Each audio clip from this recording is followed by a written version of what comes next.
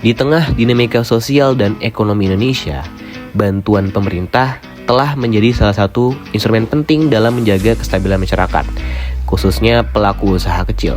Salah satunya terlihat di Pasar Gunung Batu, Kota Bogor. Menurut teori Keynesian, saat perekonomian mengalami krisis dan permintaan menurun, peran pemerintah menjadi sangat penting.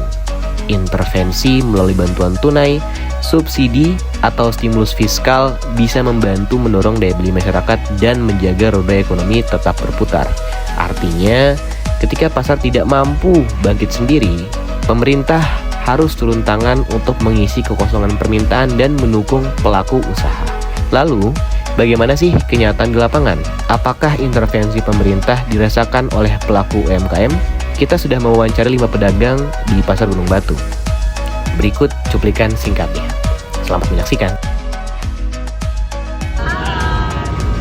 Saya Fendi Driawan. Saya Diana Diklah. Saya Yuni Lestari. Saya Fasya Safira. Dan saya Asa Sabiudaham, dan kita pengen turlap di Pasar Gunung Batu.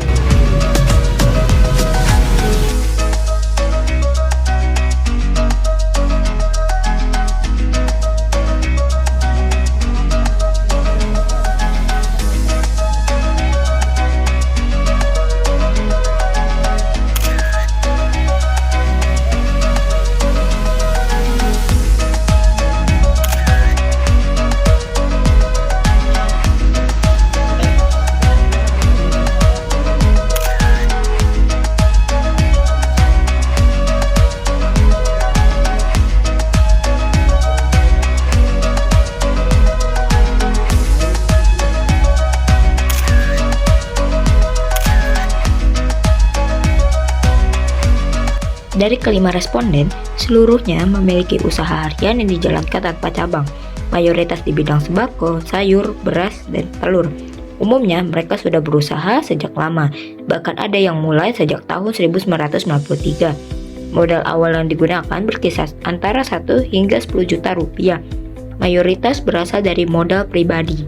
Seluruh responden tidak memiliki sistem pembukuan dan hanya 3 dari 5 yang pernah mendapat bantuan pemerintah saat pandemi berupa bantuan langsung tunai.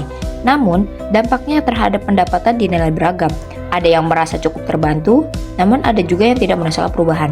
Menurut mereka, jumlah BLT tidak terlalu banyak, namun mayoritas merasa tidak terlalu signifikan terhadap penjualan atau harga yang mereka tetapkan.